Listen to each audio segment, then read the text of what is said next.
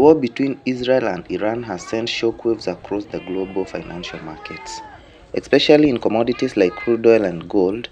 Let's break down what's happening and how it's affecting oil and gold. Starting with oil, as soon as news of direct military strikes between Israel and Iran broke, oil prices surged over 7% in just one day. This wasn't just a technical bounce, it was driven by real fears of supply disruption. Remember, Iran is one of the world's key oil producers. While the US doesn't import much Iranian oil, the global oil market is deeply interconnected. Any supply shock in the Middle East instantly affects pricing worldwide, including the US benchmark oil.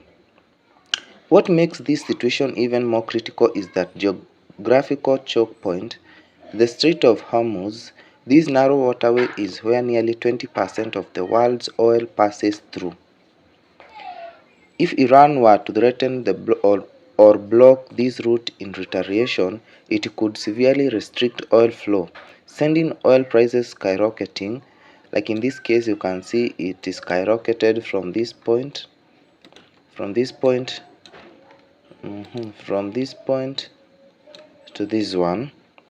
Analysts are already projecting possible levels between 90 and 120 per barrel, depending on how the conflict unfolds. Now shifting gears to gold, the classic safe haven asset. As expected, gold is reacting in the opposite direction of risky assets. Whenever there is a geopolitical crisis or major conflict, investors tend to pull their money from stocks and riskier assets and move into safer ones like gold. This flight to safety has pushed gold prices higher, and analysts believe this could continue if tensions remain high or spread to other regions. Gold appeal isn't just emotional or symbolic, it's Gold's appeal is just emotional or symbolic, it's practical. In times of war, inflation risks gap up, currencies can break, weaken, and interest rate policy becomes uncertain. Gold tends to thrive in these environments. That's why we are seeing a strong rally in gold, this one, with prices already up several percentage points since the first missile strike were reported. To summarize, the Israel-Iran war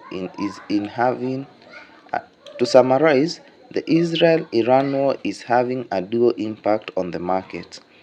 Oil is rising due to supply risk and geopolitical uncertainty, while gold is running as a safe haven play. For traders and investors, this means we are entering a highly volatile phase where both risk management and timing are crucial. Whether you are trading commodities or simply watching the markets, this conflict is a reminder of how quickly global events can shift financial trends.